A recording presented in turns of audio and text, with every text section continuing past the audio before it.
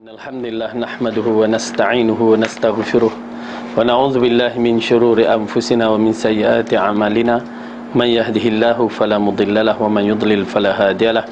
Asyhadu an la ilaha illallah wahdahu la syarikalah wa asyhadu anna Muhammadan 'abduhu wa rasuluh. Amma ba'du, fa inna khairal kalami kalamullah wa khairal huda huda Muhammadin sallallahu alaihi wasallam. Syarrul umuri muhdatsatuha wa kullu muhdatsatin bid'ah wa kullu bid'atin dhalalah wa kullu dhalalatin finnar. Alhamdulillah, kita rafa'kan syukur kita kepada Allah Subhanahu wa taala yang mengumpulkan kita dalam majlis ilmu, yang menjadikan kita hamba-hambanya yang masih lagi diberikan ruang, kekuatan, kesihatan, ruang masa, kelapangan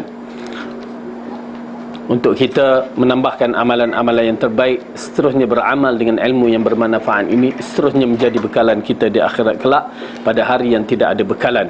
Jadi kita bersyukur kepada Allah Subhanahu wa taala yang melapangkan, memudahkan kita hadir dalam majlis ilmu. Rasulullah telah memberi jaminan kepada kita, man salaka tariqan yaltamasu fihi ilman sahhalallahu lahu tariqan ilal jannah. Barang siapa berusaha datang untuk menuntut ilmu, maka Allah pemudahkan baginya jalan ke syurga. Jadi mudah-mudahan Allah pemudahkan kita semua jalan ke syurga. Amin. Okey. Kita sambung balik pelajaran kita yang lepas, masih lagi dalam bab yang berkaitan dengan al-muraqabah. Dan kita tak habis lagi kan?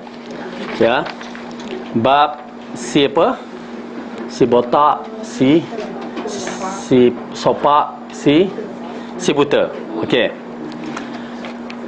Kita tengok balik sampai mana? Selanjutnya, okey, kita telah membicarakan tentang si sopak. Apabila dia mengingkari, mengkufuri nikmat Allah. Ini di antara perkara yang kita lihat, ujian yang Allah datang dalam bentuk nikmat. Allah bagi nikmat, dia kufur nikmat. Allah bagi dia kelebihan, dia kufur dengan kelebihan yang Allah bagi. Dan Allah bagikan kepada wanita-wanita nikmat bersuami, lalu dikufur ashir. Itu satu benda yang besar. Ya, kufur ashir di antara perkara yang menyebabkan ramai wanita masuk neraka. Ya, macam mana kufur ashir ni Ustaz? Okey, bagus nak tahu. Tak, kita tak tahu kan.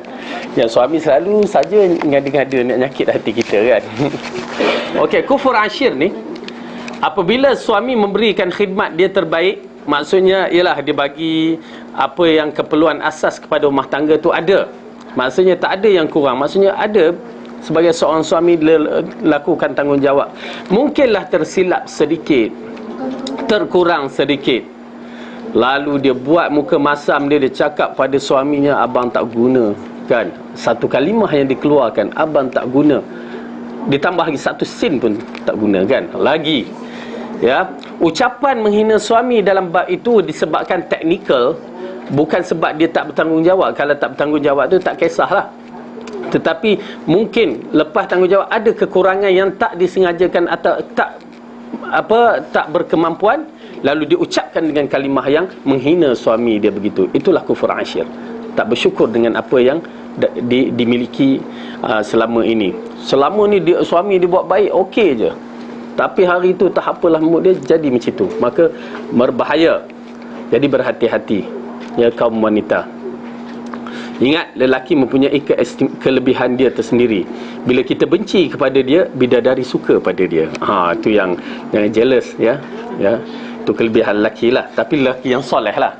Kalau lelaki lok-lak juga tak guna. Salam. Baik. Di dalam bab ini kita melihat, okey, al-muraqabah ini apabila Allah bagi nikmat kepada lelaki tersebut, lelaki itu tak reti bersyukur.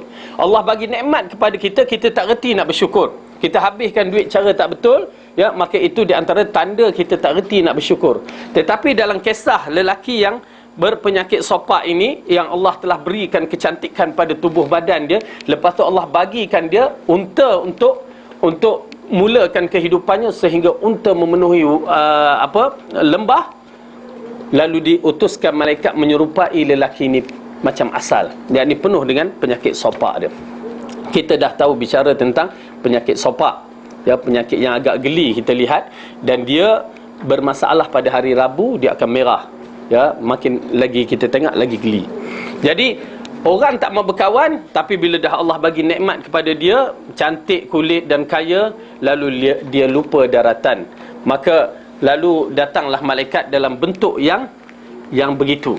Ya, malaikat datang bentuk yang begitu, penyakit sopak, lalu dia minta bantuan dan mengatakan bahawa dia dalam perjalanan, dan kita tahu lelaki ni kata tak ada bantuan untuk kamu, dan aku dapat kekayaan ini adalah dari tok nenek aku.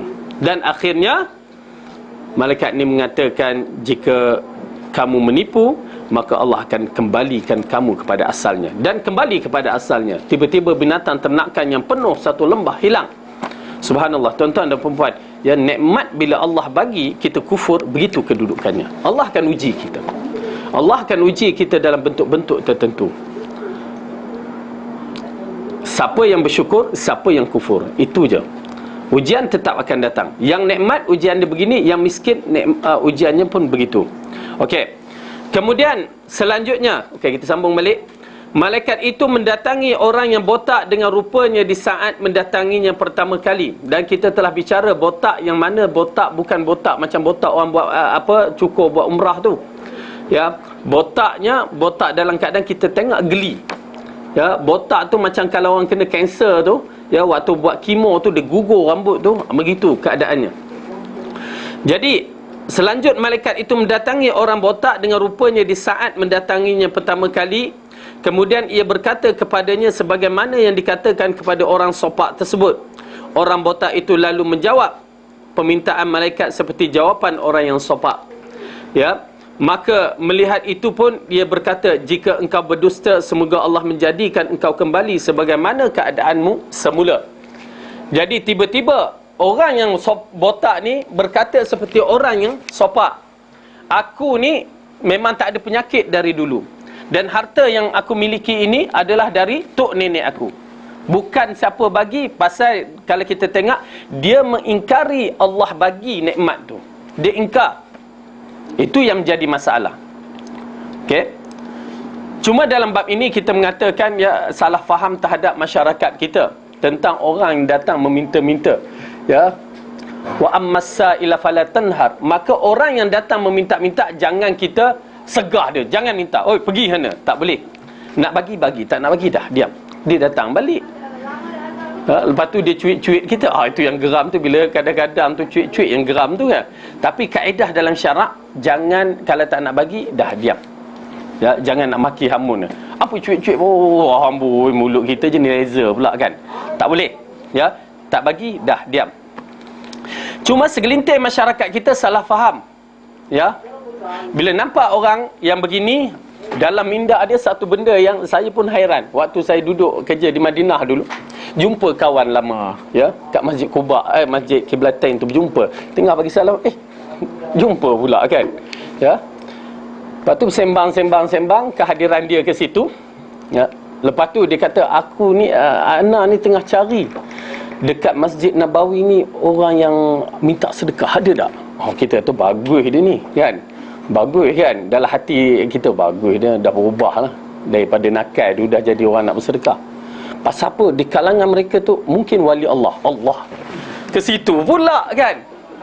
Dia jadi ke situ.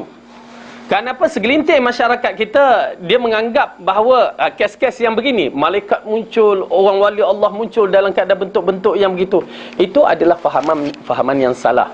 Ya, fahaman yang salah. Asalnya dia nak bersedekah tu dah cantik, pahala dah clear. Tiba-tiba dia masukkan, entah-entah mereka tu wali Allah, hantar situ yang tak clear balik. Ya, rugi. Jadi dalam bab itu sebenarnya, wallahu alam, nak bagi sedekah bagi, tak nak bagi dah. Kalau nak bagi, jangan ada i'tiqad yang lain yang boleh membatalkan amalan kita, yang merosakkan amalan kita. Ya, bagi dah, alhamdulillah, itu serah ilmu di sisi Allah. Tapi kalau dah sampai tahap macam itu, ya, bermasalah kita katakan. Jadi kami pun, saya pun waktu tu, kita apa hal kamu ni kan. Dia keluar pukul 12 malam tu nak mencari orang minta sedekah. Harap itulah wali Allah. Ya, Masya Allah kan. Elok kita menyamar waktu tu kan, tak ada ayat tangan kan. Seterusnya malaikat itu mendatangi orang yang buta. Okey, sekarang orang yang botak tu dan orang yang sopak telah kembali kepada asalnya dengan dalam keadaan yang yang mana dia tu miskin dan hodoh. Orang geli, orang tak datang berkawan dengannya. Sekarang seterusnya malaikat itu mendatangi orang yang buta dengan rupanya di saat mendatangi pertama kali. Kemudian ia berkata, aku adalah orang yang miskin, kehabisan bekalan di tengah perjalanan. Yakni sampai hari ini tidak ada yang mahu memberi pertolongan kepadaku kecuali Allah, kemudian kamu. Kita dah bicara kecuali Allah, kemudian kamu. Kalimah kemudian itu menunjukkan bahawa Allah lebih besar. Lepas tu barulah kita ni adalah sebab-sebab sahaja. Kemudian orang itu berkata lagi, oleh kerana itu aku meminta-Mu atas nama Allah yang mengembalikan penglihatan untukmu seekor kambing untuk bekalkan di dalam melanjut perjalanan. Jadi orang ni minta, kalau boleh Tuan dapatlah berikan aku 1 ekor kambing, yang mana Allah telah menyihatkan mata Tuan, bagilah aku seekor kambing untuk meneruskan perjalanan. Orang itu berkata, aku dulu pernah menjadi orang yang buta. Kemudian Allah mengembalikan penglihatan aku. Oleh sebab itu ambillah mana-mana saja yang engkau inginkan dan tinggalkan apa yang kamu senangi. Demi Allah, sekarang aku tidak akan memberatkan sesuatu kepadamu yang kamu ambil kerana Allah. Subhanallah. Lalu lelaki ini mengatakan, aku ni dulu buta dan Allah telah sihatkan aku. Aku dulu miskin, Allah kayakan aku dengan kambing-kambingku. Maka ambillah mana-mana kambing. Ya, subhanallah, dalam satu lembah tu ambil mana-mana kambing. Ya, pilihlah yang mana kamu nak dan mana kamu tak nak, tinggalkan. Maksudnya orang tu minta seekor, tapi dia bagi lebih daripada seekor. Subhanallah, ini di antara tabiat orang muhsin, yang mana orang-orang yang mempunyai akhlak yang baik, yang mana Allah yang akan mengangkat darajat-darajatnya, yang mana doa dia tak mustahil, di antara mungkin doa mustajab.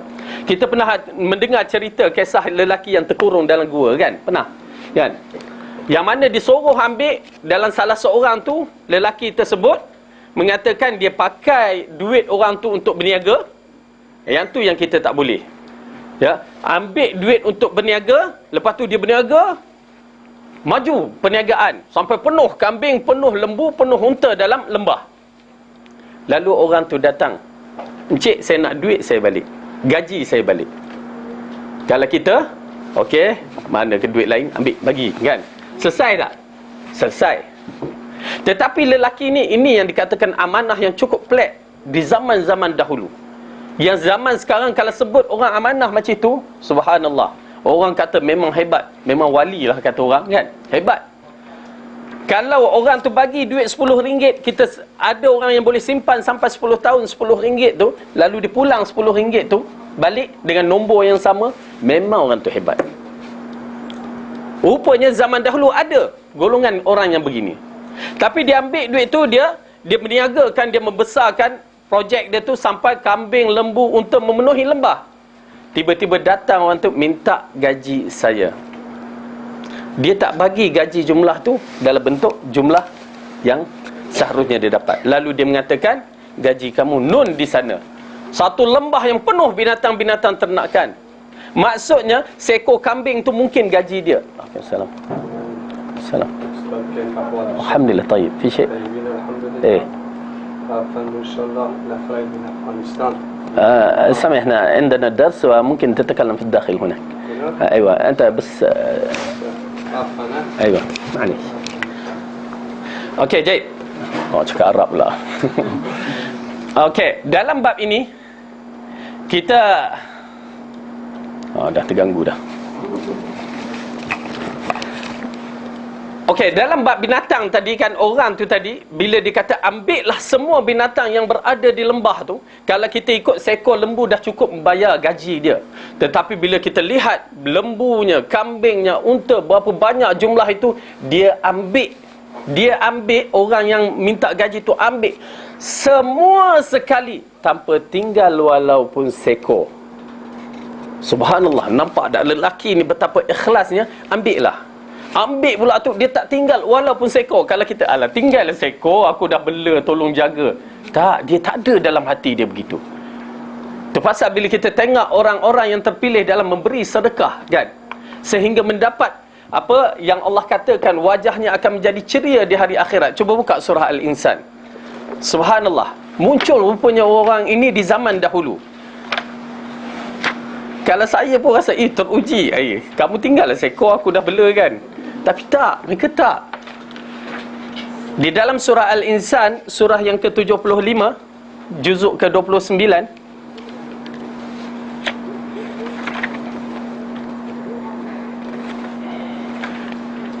kita mulakan dari ayat yang kelima. Surah 70 6 ya. Sorry Allah, dah tua-tua ni, rabun lah. Surah 76. Ayat, kita mulakan ayat 5. A'udzu billahi minasy syaithanir rajim. Innal abrara yashrabuna min ka'sin kana mizajuha kafura aynan yashrabu biha ibadullahi yufajjirunaha tafjira.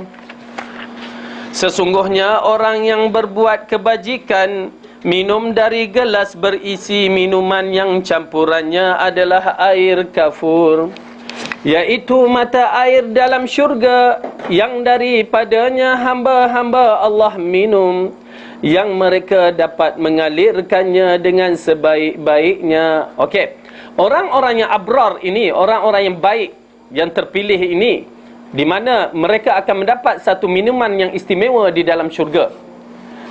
Tuan-tuan dan perempuan, kita nak jadi orang yang abrar ni, betul tak?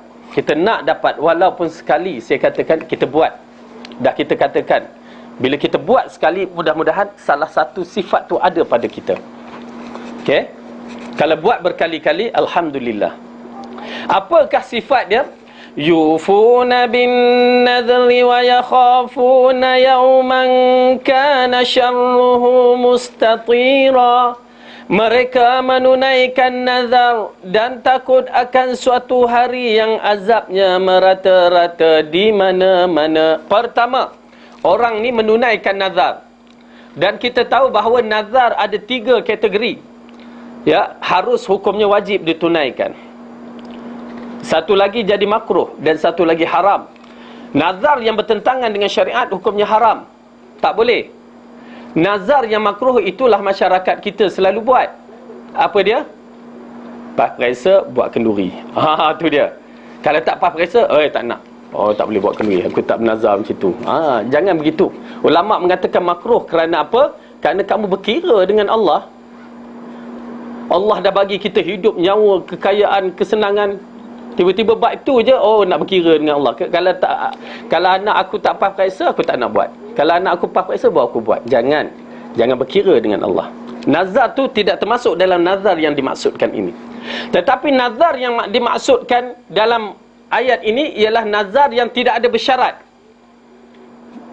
Maksudnya tiba-tiba dia teringat, aku bernazar nak bagi makan anak yatim misalnya. Okey, itu dah nazar. Tunaikan. Walaupun seorang anak yatim dibagi, maka tertunai. Ataupun apa lagi? Nazar, Kak Sabah nak nazar apa? Nak bagi baju raya. Kak Ustaz Fadil. Okey, kena tunai. Okey? Nazar ni macam azam, satu niat diazamkan untuk melakukannya. Kalau baru kita bercakap, baru nak plan, tu belum lagi nazar.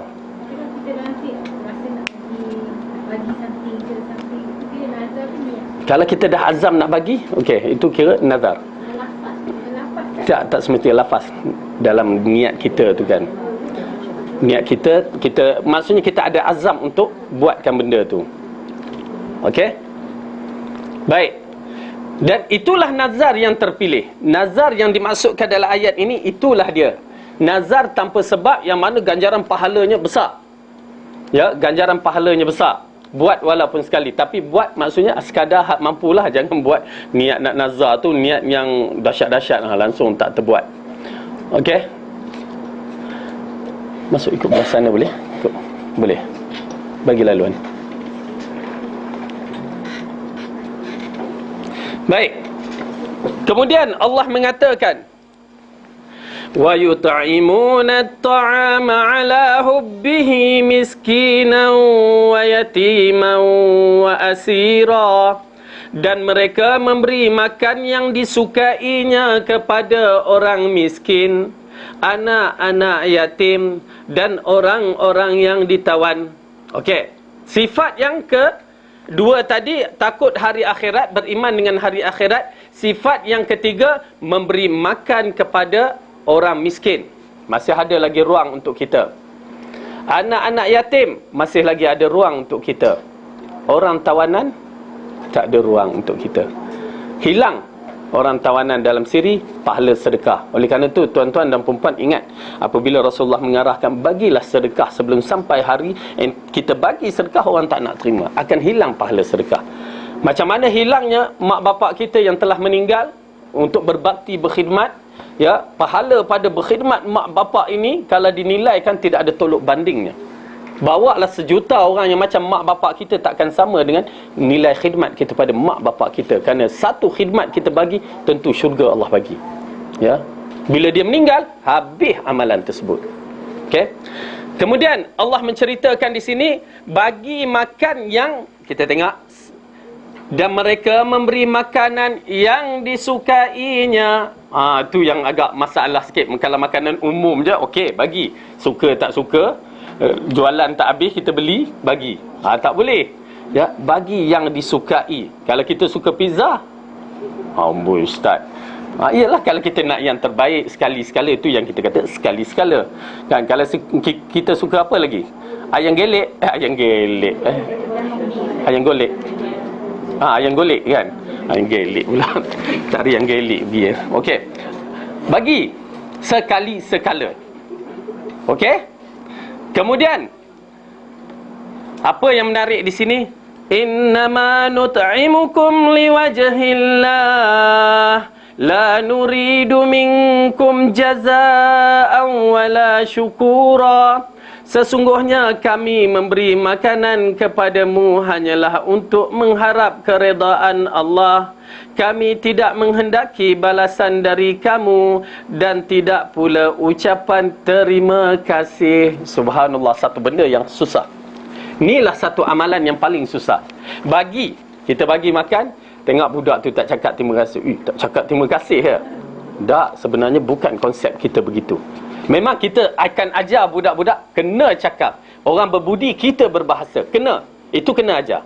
Tetapi bila sampai satu tahap, orang tu tak bercakap terima kasih, dah, cukup sekali ni je lah. Lepas ni aku tak bagi dah. Jangan begitu. Makanan yang dihajati dan disukai ini oleh anak orang oleh yang kita nak bagi makan tu. Itu betul juga kan. Kita suka terpoyak, kawan tu tak suka terpoyak, bagi-bagi tak makan pula. Okey, maksudnya kalau ikutkan pada orang tu yang suka, ya. Kalau kita suka, dia suka, maka di situ dia ambil kira.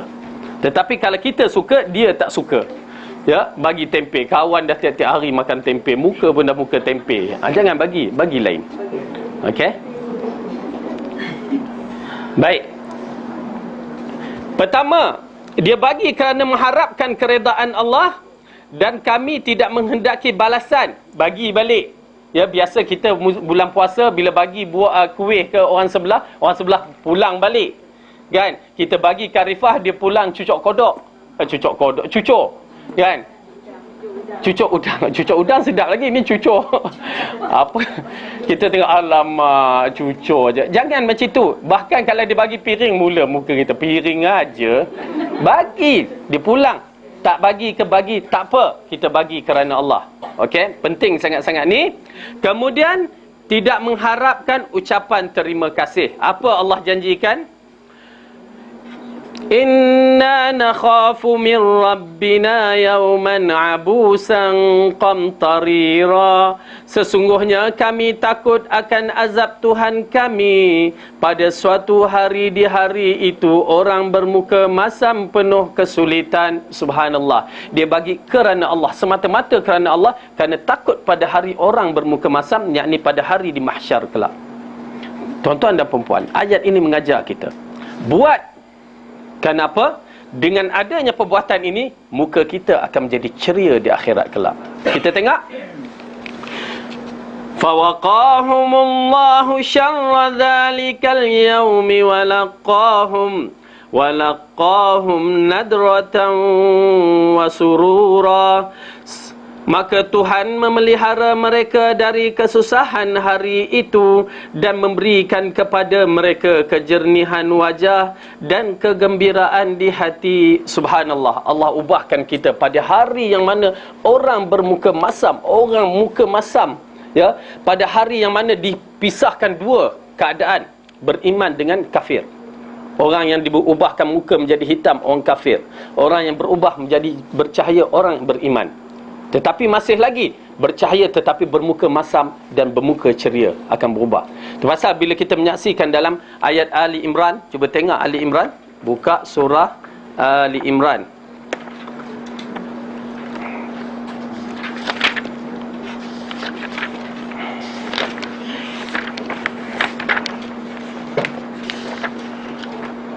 Ayat ke-106. Surah ketiga ayat 106 juzuk keempat.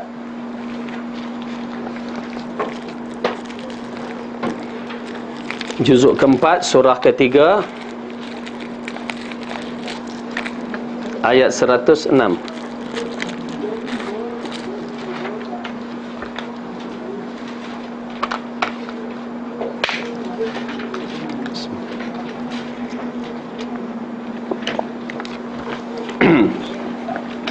A'udzu billahi minasy syaithanir rajim. Yauma tabyaddu wujuhun wa taswaddu wujuh. Fa ammal ladzina suwaddat wujuhuhum akafartum ba'da imanikum fadzuqul 'adzaba bima kuntum takfurun. Pada hari yang di waktu itu ada muka yang putih berseri dan ada pula muka yang hitam muram. Adapun orang yang hitam muram mukanya, kepada mereka dikatakan, kenapa kamu kafir sesudah kamu beriman? Kerana itu rasakanlah azab disebabkan kekufuranmu itu. Subhanallah. Allah asingkan dengan perubahan pada muka kita. Badan kita seperti Nabi Adam AS 60 hasta. Muka kita tu diubah. Pertama sekali muka yang hitam muram. Subhanallah, zak, tertukar waktu tu. Kemudian muka, wa ammal ladzina biyaddat wujuhuhum fa fi rahmatillah hum fiha khalidun. Adapun orang yang putih berseri mukanya, maka mereka berada dalam rahmat Allah, yakni syurga. Mereka akan kekal di dalamnya untuk selama-lamanya.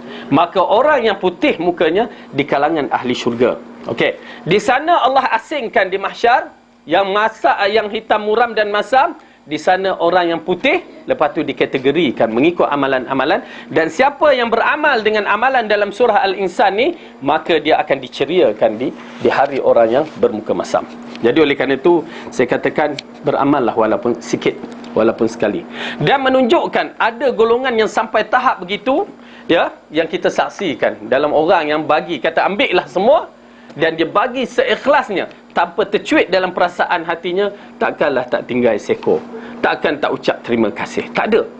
Dan subhanallah, Allah bukakan pintu, ya, gua yang mana tenaga 3 orang nak tolak batu tak boleh tolak, tetapi disebabkan doa dan tawassul dengan amal soleh tu terbuka. Boleh tuan-tuan puan-puan boleh bayang tak bagaimana amalan kita dan doa kita yang ikhlas boleh mengangkat batu yang kita tak boleh angkat. Itu yang saya kata dalam isu macam MH370, bukan satu mainan, ya, wallahu alam konspirasi ke apa, tetapi kalau ada individu yang begitu ikhlas, dia bertawassul dan dia berdoa seikhlas-ikhlasnya, benda ni akan muncul. Ya, subhanallah. Tapi nak cari amalan yang baik, itulah aku cari tak jumpa ustaz amalan baik. Semua tak baik. Semua ada udang sebalik batu, semua ada la ilaha illallah, kan. Jadi wallahu alam. Tapi apa yang penting tuan-tuan dan puan-puan, doa. Ya, jangan kita tinggalkan doa. Ya. Ada tanya? Ya, naam. Nak tanya ni dari dalam ayat ni Ustaz. Ya, naam. Dia apa nama menjadi hitam dekam ni. Adakah yang yang jadi kita megang orang Islam ataupun orang kafir betul, kafir yang ini ataupun Islam. Dia orang kafir. Orang kafir bukan orang Islam yang ada kata Islam yang Dia kalau ikutkan dalam ayat ni, dia pengkhususan orang kafir memang terus kita legam. Tetapi orang Islam tu, kerana mereka ada kalimah la ilaha illallah tu, yang menyebabkan mereka masih lagi ada keceriaan, maksudnya ada cahaya sedikit. Tetapi kategori cahaya yang tidak sama, yang pernah kita bicarakan dalam waktu laluan titian sirat, ya, cahaya yang dimiliki oleh seorang tu tak sama. Ya, yang paling besar kita tahu macam cahaya gunung, macam stadium punya cahaya tu kan besar kan. Maksudnya dalam hadis mengatakan seperti cahaya tu bukit. Maksud senang. Dan kelajuan dia pun kelajuan kilat. Dan ada cahaya yang mana seperti pohon tamar, yang dikatakan pohon tamar seperti cahaya tiang elektrik kat rumah kita itulah, ya, cahaya masih lagi nampak jalan.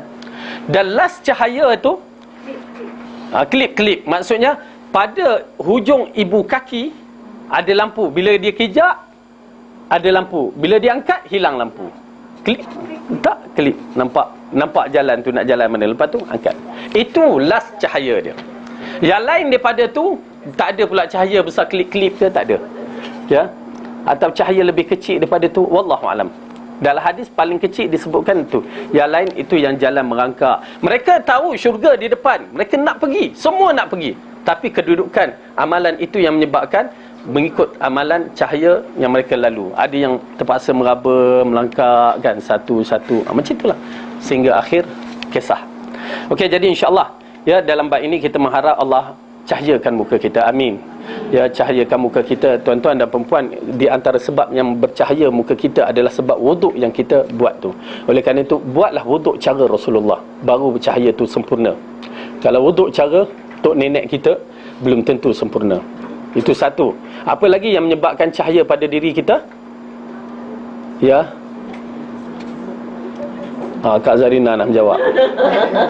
Okey, apakah cahaya yang muncul daripada diri kita selain daripada cahaya wuduk?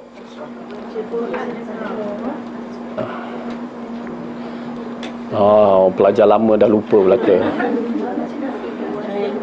Disebabkan uban-uban kita.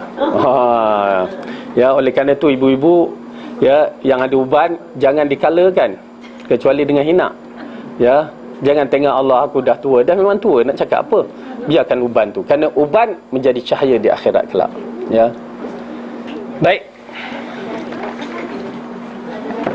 Ya, ada hadis sahih. Okey, kita tengok balik. Demi Allah, kita tengok balik ni, ayat ni. Orang itu berkata, saya dahulu pernah menjadi orang buta, kemudian Allah mengembalikan penglihatanku. Oleh sebab itu, ambillah mana saja yang engkau inginkan dan tinggalkanlah apa saja yang kamu senangi. Demi Allah, sekarang aku tidak akan memberatkan sesuatu kepadamu yang kamu ambil kerana Allah. Malaikat itu berkata, ya, bila dia bercakap begitu dengan keikhlasannya. Oleh kerana itu, ikhlas bukan satu benda yang direka-reka. Ikhlas datang daripada hati seseorang itu. Itu pasal bila seorang itu berdoa seikhlasnya dia untuk sahabat dia, maka malaikat mengaminkan doa itu menjadi mustajab. Dia doa daripada sahabatnya yang dari jarak yang jauh begini, malaikat aminkan. Nak tahu seorang sahabat yang ikhlas, saudara yang ikhlas, anak-anak yang ikhlas, begitulah kedudukannya. Ya, bukan dari depan aku doa untuk kamu. Itu semua tak ikhlas kebanyakannya. Ya. Doa di depan atau puji di depan, semuanya menikam orang yang kena puji tu. Semuanya ada udang sebalik batu. Tetapi doa yang ikhlas dari belakang. Tu pasal ukhuwah Islamiah itu banyaknya dari belakang, bukan di depan tu. Ya, di depan tu kadang-kadang mukanya baik, hatinya penuh dengan keceramukan. Tetapi ukhuwah Islamiah yang dikatakan dari belakang, orang umpat kawan kita, kita tak terima. Kita akan marah orang tu. Orang taburkan fitnah, kawan kamu kata begitu, kita tak percaya. Bahkan kita datang dengan ucapan yang lebih baik, kita doakan sahabat kita. Ya, itu dia. Tetapi kita sekarang orang cakap, kawan kamu cakap, terus ya berapi kita. Itu bukan ukhuwah namanya. Kita sedia mendengar orang mengumpat sahabat-sahabat kita, lagi sakit. Oleh kerana itu, dalam masalah ukhuwah Islamiah bermula daripada belakang, bukan di depan. Ya, daripada kefahaman itulah datang kekuatan. Ini kalau kita bersedia untuk mendengar orang mengumpat sahabat-sahabat kita, habislah. Kena pula kita terima cerita-cerita dengan mudah.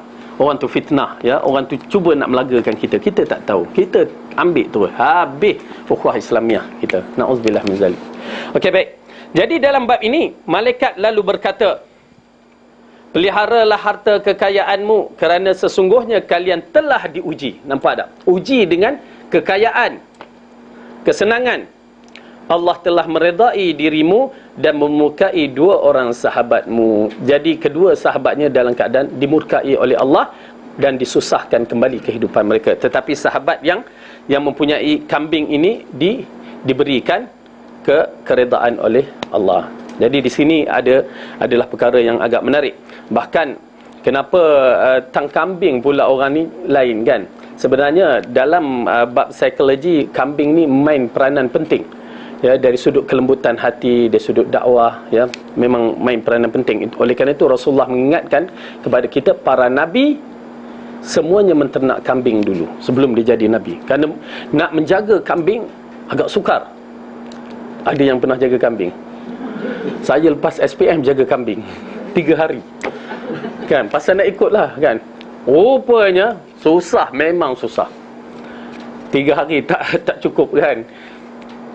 Nak jaga kambing tu punya banyak tu, kita blok sini, dia pergi ke sana, blok sana, pergi sana. Kawasan pula ladang getah pula tu. Habis dia langgar getah orang, pum kata. Yang kita pula, la ilaha illallah, kita rasa bersalah, kan. Satu pot getah tu berapa harganya, wallahu alam. Kita pun alah, ambil lah duit kita RM1 tulis, saya minta maaf, kambing terlanggar, lepas tu lekat. Itu, ya. Tengok-tengok orang tu datang balik, nah tak apa, kan. Oh, nasib, kata. Nak menceritakan susah jaga kambing, dan para nabi menguasai, ya, ilmu bab menjaga kambing. Dan apa, manusia pun lebih kurang macam kambing agaknya, ya, perangai dia tu. Wallahu a'lam. Okey, jadi dalam bab ini kita mendapat istifadah yang penting, ya, ialah menerima ujian Allah ini dengan sebaik-baiknya. Waktu miskin, waktu susah kita diuji, dan waktu senang pun kita diuji. Kedua-dua adalah bentuk ujian. Maka siapa yang mendapat ujian tersebut, maka alhamdulillah. Tapi siapa yang tidak mendapatnya, maka na'udzubillah min zalik. Okey. An-naqah asy-syu'ara dengan mudhammah ain. Okey, ini rasanya tak perlu. Artinya iaitu yang hamil, unta yang hamil. Dan arti antaja dalam sebuah riwayat menjadi penghasilan beranak. Okey. Suatu yang kau ambil, kau minta dari hartaku. Okey, kita baca penjelasan. Terdapat beberapa faedah dalam hadis di atas bahawa di kalangan Bani Israel itu ada hal yang mengagumkan, dan tidaklah Nabi memberitahu khabar tentang mereka sehingga kita bisa mengambil pelajaran. Maka ini dikatakan cerita-cerita yang ada dalil, yang mana cerita ini sahih, dan amalan orang-orang terdahulu amalannya agak pelik. Ini kita saksikan amalan yang bagi sedekah. Itu belum amalan orang tu berhutang, kan. Kita pernah dengar cerita, dia berhutang tapi tak ada cagaran. Dia naik kapal singgah sebuah negeri, dia nak balik tak ada duit, dia berhutang. Apa yang kamu cagar? Jam tak ada, apa tak ada. Aku jadikan Allah sebagai penjamin. Oh, subhanallah. Kalau kita zaman sekarang, oh, kan, Allah berjamin. Boleh percaya ke kamu ni, kan? Susah. Orang dahulu sampai begitu, Allah sebagai penjamin. Okey, aku akan pulang datang balik dengan tarikh begini dan wang begini. Maka dia pun ambil balik. Balik itu, bila waktu nak pergi balik itu, dia tunggu kapal tak ada, tunggu kapal tak ada. Berarti amanahnya nak bayar hutang. Cari-cari jalan tak ada. Jumpa, buluh ke kayu ke tepi sungai itu. Dia ambil, dia belahnya, dia letakkan duit dalam tu, ya. Lepas tu diikat, dia rapatkan balik. Lepas tu dicampak, ya Allah, aku nak bayar hutang pada si fulan, dan aku dah berusaha sedaya upaya, engkau tolong sampaikan. Dicampak, kan, campak. Dan lepas tu dah campak tu, itu satu bab. Dia sediakan balik duit tu untuk akan datang. Kalau benda ni memang dijangka tak sampai, jadi dia akan pergi dan bayar balik. Yang si fulan ni pula, yang orang yang bagi hutang tunggu tepi sungai, tepi laut tu. Mana tak sampai-sampai, tak sampai-sampai, kan. Tunggu-tunggu. Mungkin dia khianat ke, mungkin janji. Jalan nak balik nampak kayu, dan nasib baik orang dulu pakai kayu untuk masak. Jadi ambillah kayu tu bawa balik. Bila bawa balik, isterinya potong-potong, belah kayu, pom, keluar duit. Tengok surat, dalam surat ada nama abang. Apa abang sini? Duit abang lah. Kan? Masya Allah, kan? Akhirnya si lelaki itu datang balik. Bila bila masa yang senang, dia datang balik dan cari jumpa. Dia kata, aku nak bagi hutangku kepadamu. Kan kamu dah bayar dah. Lalu dia cerita balik, oh, alhamdulillah kita ambil Allah sebagai wali, yakni sebagai orang yang bertanggungjawab, sebagai yang bertanggungjawab untuk menyampaikan. Tu dia sampai tahap begitu. Tapi zaman sekarang tak boleh. Ustaz pun terkena banyak kali dah. Pening kepala ustaz. Sampai kita pun jadi takut nak menolong orang, kan. Baiklah, ala kulli hal, semua ujian belaka tu. Sabar je lah. Maka kita dapat mengambil pengajaran hadis bahawa seorang manusia apabila bersyukur atas nikmat yang telah dikurniakan Allah, atas kemuliaan dari Allah, melaksanakan apa yang telah diwajib padanya dalam harta, kerana itu merupakan sebahagian sebab bertambah dan menjadi berkat pada harta. Ingat, harta dia nak bertambah, memang kita kata bisnes dia bertambah atau melabur dia bertambah. Tapi kita tak tahu usul kepada keberkatan. Kalau bertambah banyak, tak ada berkat, tak guna. Ya, berapa ramai orang tu miliki harta yang banyak, katanya pelumba kereta yang jatuh baru ni, kan, main salji ke apa, kan, ICU ke, berapa ratus ribu dah habis tu. Sampai pengulas mengatakan duit banyak pun tak guna waktu ini, kan. Subhanallah, kan. Jadi bila sampai tahap tu, keberkatan tu yang diambil kira. Duit yang banyak, kalau tak ada berkat, dia akan hilang. Tetapi duit yang banyak ditambah dengan keberkatan, maka itu yang paling berharga. Itu pasal kita tak akan jumpa dalam sejarah orang yang menginfak harta bersedekah menjadi papa kedana. Tak ada. Tak akan jumpa. Kecuali orang tu salah bagi harta. Dia nak bersedekah, aku sedekah untuk misalnya satu grup Al-Arkam dulu, dia sedekah sebiji rumah. Habis 1/3, bukan 1/3, semua harta dia untuk Islam. Untuk Al-Arkam ke Islam. Ya. Sudah sekarang dia meminta-minta pada orang. Ya, saya tak nak sebut nama dia, memang dikenali. Dan mengadu pula, keluar dan surat khabar, ya, dalam keadaan terdesak. Tapi kita mengatakan kalau itu salah, lebih daripada 1/3 kita bersedekah, itu memang akan menimbulkan masalah. Tetapi bawah 1/3 harta kita bersedekah, Allah takkan papakan kita, insya-Allah. Tengoklah, terutamanya bila kita bagi kepada mak dan ayah kita. Ya, bagi mak ayah tanpa ada sebab, bagi mak ayah bukan nak sangat, tapi bila kita bagi, kita nak berkat tu, doa dia tu berharga. Tapi kalau kita bagi nah mak ayah pasal jaga anak kita, tu ada masalah. Tu ada masalah. Itu bukan bagi ikhlas. Ya, paling kurang mak dapat tengok cucu, kan. Itulah alasan kita. Baiklah, ala kulli hal, keberkatan pada harta melalui sedekah, zakat, itulah keberkatan dia. Hadis yang berikutnya, as-sabi' an Abi Ya'la Shaddad ibn Aus an Nabi sallallahu alaihi wasallam, al-kisu man dana nafsahu wa amila lima ba'da al-maut, wal ajizu man ittaba'a man atba'ahu nafsahu hawahu wa tamanna 'ala Allah. Rawahu Tirmidzi wa qala hadisun hasan. Qala Tirmidzi wa ghairuhu min al-ulama' ma'na dana nafsahu hasabahum atau hasabaha. Dari Abu Ya'la Shaddad ibn Aus, Nabi SAW bersabda, orang yang cerdik ialah orang yang mampu mengendalikan dirinya, menghisapkan dirinya, dan beramal untuk bekalan sesudah mati. Sedangkan orang yang kerdil ialah orang yang mengikuti hawa nafsunya, berandai-andai kepada Allah. At-Tirmidzi dan ulama hadis At-Tirmidzi berkata hadis hasan, namun Albani mendhaifkan. Okay, kita tengok Albani dhaifkan ke?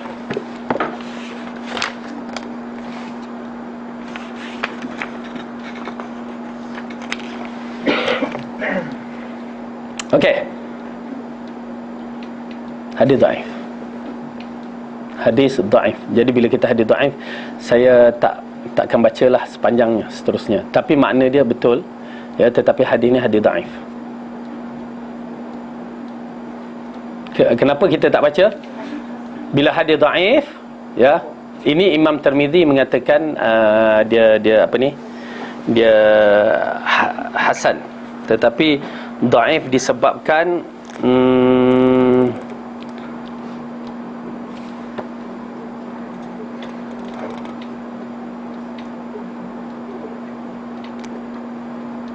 Abu Bakar, seorang lelaki bernama Abu Bakar, dia bermasalah dalam penghafalan dia. Okey. Okey, dan seorang lelaki lagi dalam periwayat hadis ni bernama Aun Ibnu Imarah dhaif. Itu yang sebab dhaif. Bila kita sebab menceritakan tentang hadis ni dhaif dan palsu, ya tuan-tuan dan puan-puan, kita kena tahu kalau hadis palsu, macam mana tuan-tuan dapat dalam WhatsApp ataupun mesej tu tentang MH370 tu, sekejap jumpa, sekejap tak jumpa, sekejap orang ni kata orang ni, itulah hadis palsu. Nak tahu, semuanya tak betul. Pasal apa? Sampai tahap ya makcik-makcik pun jadi penganalisa dalam MH370. Betul tak? Tengoklah, mula-mula MH kita dari satu, oh jumpa, lepas tu tak jumpa, jumpa kotak hitam lah. Macam mana boleh jumpa kotak hitam? Apa, dia tak tahu kedudukannya. Lepas tu begitu-begitu sudahnya malas dah baca dah. Jadi oleh kerana tu kita dalam kalau nak tahu hadis palsu, begitu kedudukannya. Cerita langsung tak ada bukti dan fakta. Dan hadis dhaif ni pula cerita yang tak jelas, maksudnya tak jelas sampai kepada Rasulullah. Misalan orang kata kita macam saya bercakap begini, saya kata saya tak cakap begitu. Kita sendiri mengatakan kita tak cakap begitu, orang tu salah faham. Begitulah kedudukan hadis dhaif yang mana tak jelas daripada Rasulullah, betulkah Rasulullah cakap ataupun tidak. Oleh kerana itu kita tak nak membicarakannya. Okey, kita ambil hadis yang berikutnya.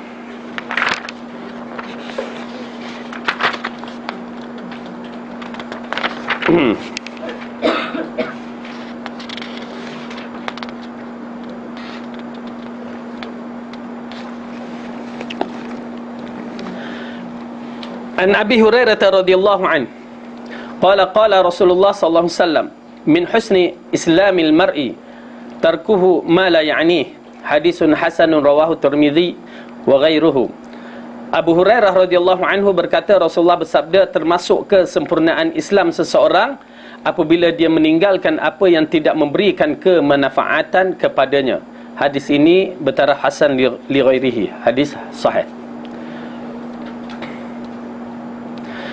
Baik, dalam hadis ini membicarakan satu perkara yang mana tidak berfaedah, yang tak perlu kita lakukan. Kita tinggalkan kerana takut kepada Allah.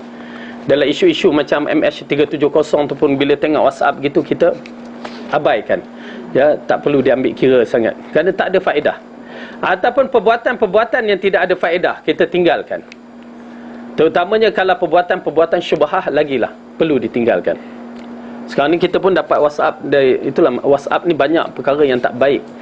Ya, misalan isu wanita-wanita yang kononnya pakai tudung berada di gereja misalan. Kan? Kesian perempuan tu sampai mengadu. Ya, kami bukan orang yang berada di gereja. Kami gambar tu dalam majlis dalam kursus kahwin ke kursus apa. Tapi ditangkap ditampalkan salib di atas. Subhanallah. Jahat. Saya bila tengok tu subhanallah, kesian perempuan tu. Ya. Jadi fitnah-fitnah yang begini yang kita takut. Cerita-cerita yang begini kita sebarkan. Kita pula cepat, ini tak bagus ni, zoom, sebarkan.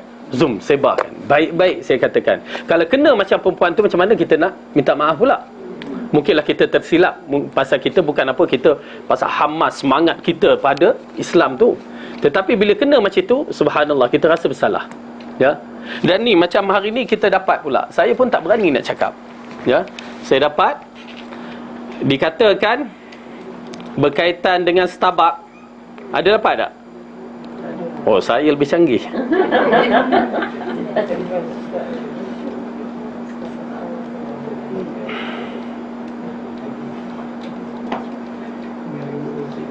Jadi bila tengok macam tu kita pun aduh kan, rasa tak tergamak nak sebar-sebarkan kalau tak jelas. Pasal kadang-kadang orang ni berchallenge dalam bisnes. Jadi dia mengatakan orang tu begini, orang tu begini kan, kita pun tak berani.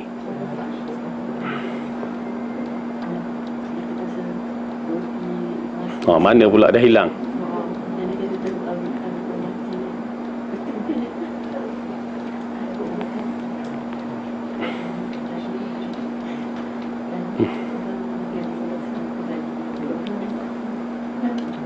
Okey, di sini dia kata, okey, Starbucks telah disahkan haram oleh JAKIM.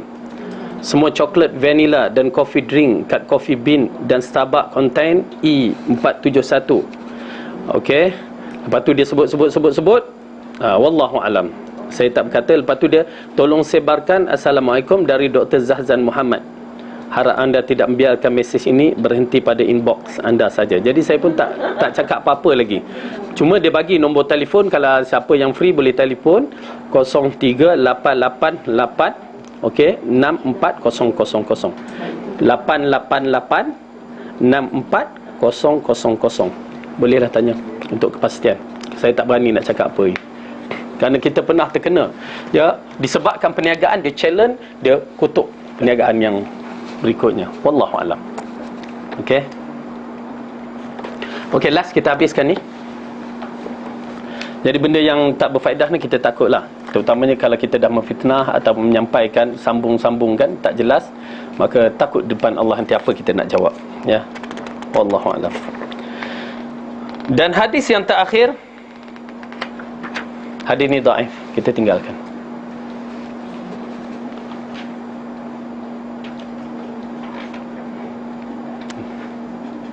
Hadis tu apa dia? Orang nak tahu apa yang dhaif tu, Ustaz. Hadis dia, seorang suami tidak akan ditanya kenapa dia memukul isterinya. Amboi kan. Okey.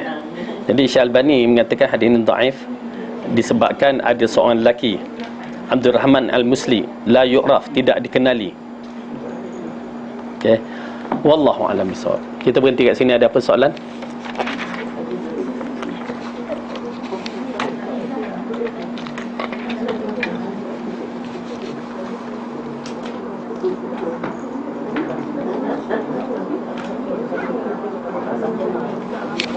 Ada soalan?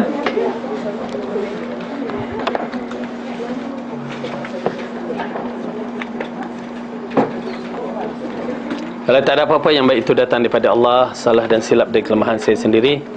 Aqulu qawli hadza wa astaghfirullah li wa lakum. Assalamualaikum warahmatullahi wabarakatuh. Kita tutup majlis dengan tasbih kafarah. Subhanallah.